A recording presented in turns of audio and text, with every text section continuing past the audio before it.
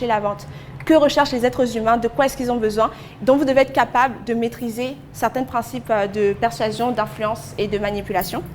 Vous devez aussi avoir de la culture générale parce que l'inspiration vient parfois ça peut venir de nulle part, d'accord? Ça peut venir par exemple d'un discours que Paul Biya a fait, ça peut venir d'une conversation avec un ami, ça peut venir d'un livre que vous avez lu il y a 10 ans, par exemple.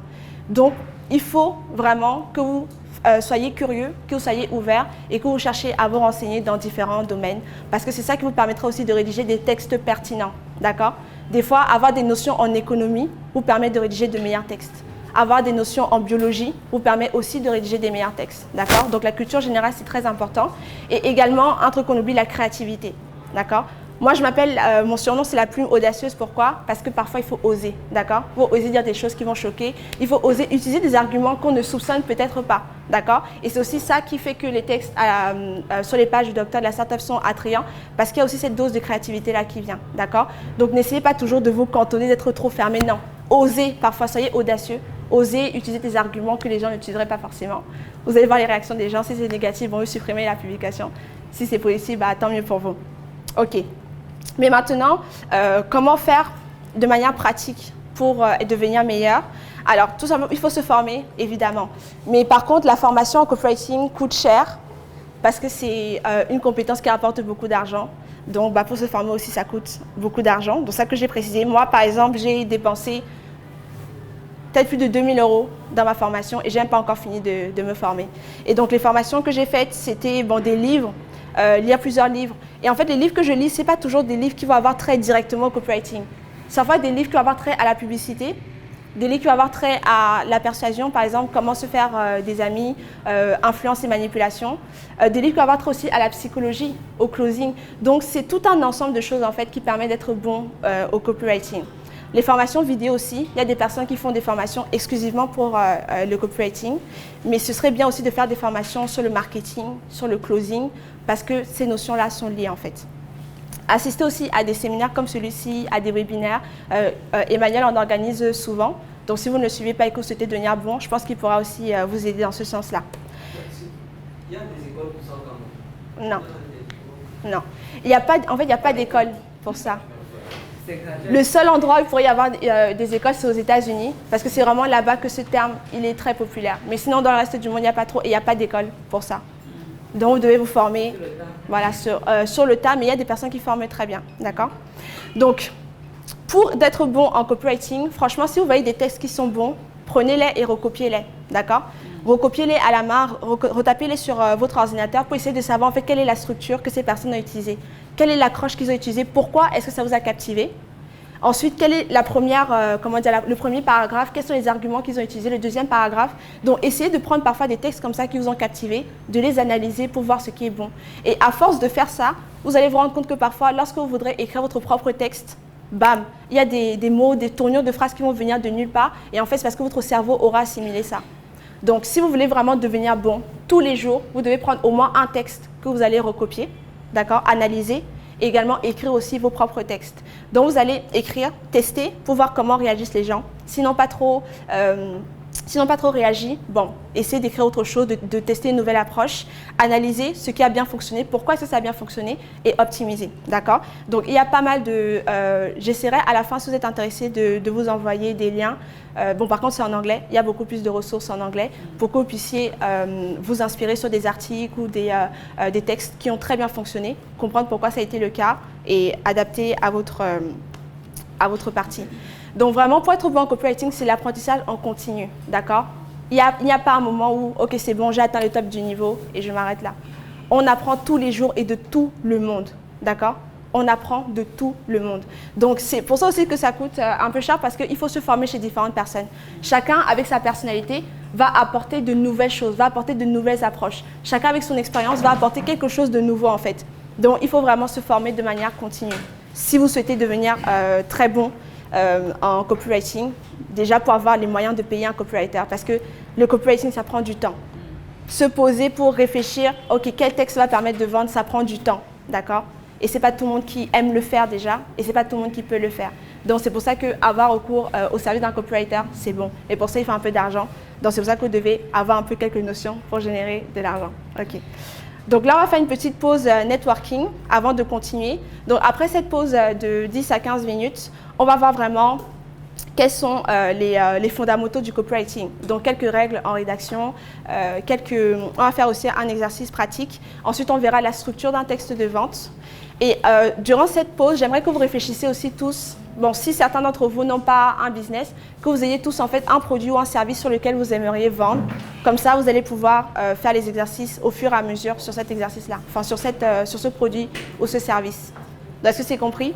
On fait une pause de 15 minutes et en revenant, vous devez tous avoir en tête un produit ou un service sur lequel vous aimeriez pratiquer. D'accord? Ok.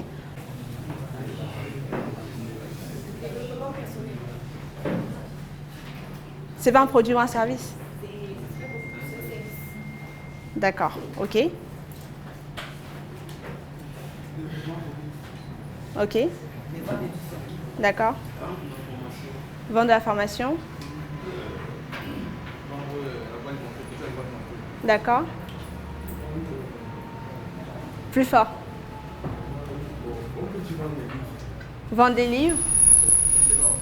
Maintenance. Informatique. Quel service? C'est important parce que sinon, vous ne pouvez pas profiter de la session. Vous êtes là en présentiel, donc jouez le jeu et trouvez vraiment quelque chose sur lequel vendre et sur lequel pratiquer. Quel service? Comment? Ok. Pressing. D'accord. Véhicule. Alliance et bague de fiançailles. Service, aider et comment dire, aider les personnes dans leur en fait, toutes les personnes qui voudraient acheter des terrains et autres, capacités administratives comme des formes de D'accord. Ok. Cosmétique. Service dans la Menuiserie. Oui. Comment? Champignons, ok. Poulet de chair. Supplément nutritionnel. Ok. Service de coaching, motivation, développement personnel. Oui. Oui, non, vous? Non, avec la queue de cheval blonde. D'accord. Pardon? Ok. Jus naturel? D'accord. Ok. Madame? Formation et D'accord. À côté? Ok. Devant? En blanc? Madame devant? Madame? Oui. Ah, excusez-moi. Emmanuel? D'accord. Madame? Ok. Oui. D'accord, madame? Ok, monsieur? D'accord. Vous? Ok. Et derrière? Rutherford?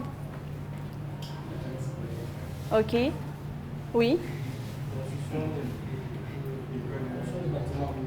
D'accord. Vente de livres. Ok.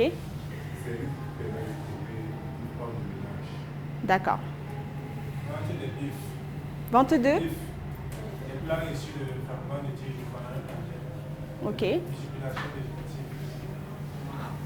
Oui. Quel service? Comment?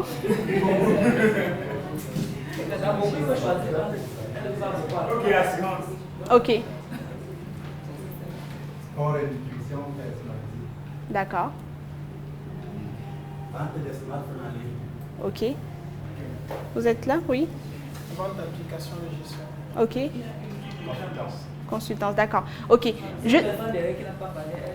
Ah oui.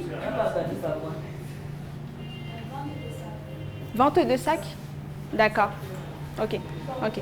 Donc il y a des personnes qui vendent des choses à peu près similaires. Donc je vais demander à 5 personnes qui ont déjà eu à rédiger des textes de se porter volontaire pour qu'on puisse analyser leur texte et l'optimiser en direct.